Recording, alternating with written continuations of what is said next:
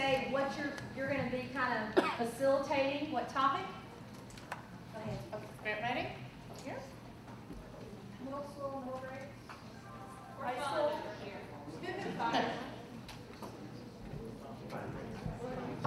Elementary school. Awesome. One-on-one touch programs.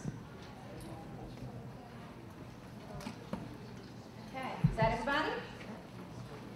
Here we go.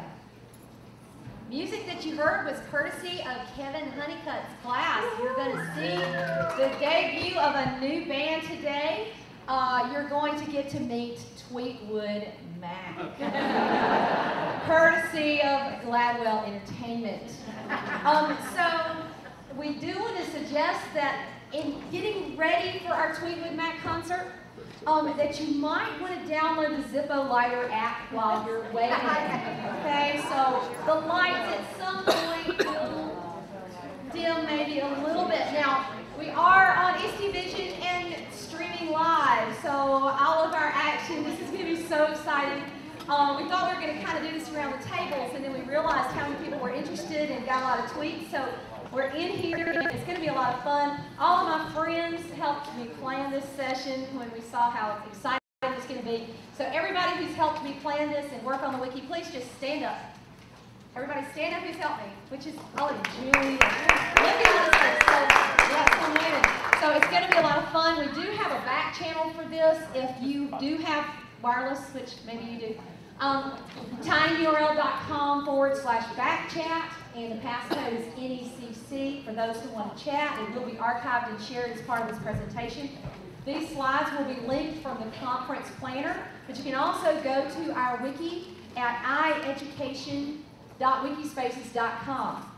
Now, let's move ahead to our excitement, and we're going to skip through our Century Learning Camp here because we're getting ready for Tweetwood.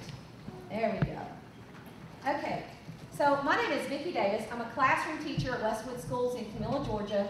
And, you know, I'm kind of known as the cool cat teacher, but in a previous life, I worked in the cell phone business, and I was actually a general manager for a cell phone company for 13 counties in Southwest Georgia, and had about 32 employees and quite a few subscribers to keep set with. And really wanted to start off with, I think that we're all grappling with balancing the cost and availability. And so this year with my students, I had developed a way to figure out, well, what can I use? And this was really applies to all cell phones. And y'all, the first main conference crew that's ever seen this. I shared it with my workshop Saturday on cell phones in the classroom, and they really enjoyed it. So I'm going to kind of give you a brief model. This will be about the only slide you're going to get because we've got our document camera hooked up. We're getting ready to show some apps and all that sort of thing. And goodness knows this. Do you want the lights up for the streaming? No, it's perfect. Oh, that's perfect. Okay. Okay. So concerned about cost, the students have them getting distracted, taken away from time on content. So this is how you figure out what you can do. And this is for people who don't have the grants yet. Figure out how many have a cell phone that will, number one, make phone calls, send text messages, take pictures, take videos, send picture messages, send video messages, and access to it. And you have to survey it for your classroom. It's different for every classroom. The numbers I'm going to give you today are national averages. And then you want to use this formula. This is the formula to determine your airtime. Now, if you ask a kid how much, how much does it cost you per message, they'll say nothing. It's unlimited. Yeah, that's what they will tell you, I promise. And so we actually use this as a Google Spreadsheets activity in my class. And the way you do that is you have to take monthly access rate for airtime plus calls per minutes you went over divided by the number of airtime minutes. That gives you your minutes. Do the same for text messaging and figure out how much does it cost for picture messages and video messages. The students actually bring in their bill and figure it out. Now if they have an iPhone, then they would figure it out for the iPhone. And then also accessing the internet per megabyte. Okay, so they ought to figure that out as well.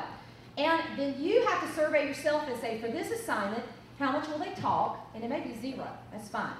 Will they have any long distance? And I never call in my classroom, but some people do. Text, well, how many messages will they receive and send? And remember, if they're using SMS services and receive from the web, that is typically not counted as mobile-to-mobile messaging, and it usually will not count as part of their unlimited. We'll take pictures. If you're not sending them on the internet, it's free. Hint, hint, that's a good thing to do. Or download or upload. A free app for a phone may not cost anything, but if you have a download size, it might actually. And then also consider the freebies.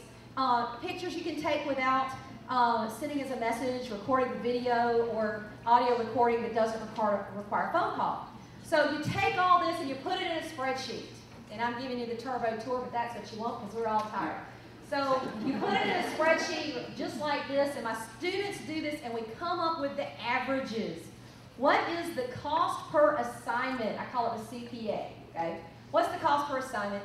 And the availability is what percentage of the kids have it, okay? Now these numbers are national averages. Believe it or not, there's hearings that are going on tomorrow here up on the Hill about texting and the cost of cell phones. It's $3.02 a minute average in the U.S. because most people are on the wrong rate plan. When I was in the cell phone business, we actually looked at putting everybody on the right rate plan. It was going to cost us 40% of our revenue. We did not do it, obviously. I would have lost my job if I had asked to do that. So it's a headache, but these companies are making money off of our stupidity.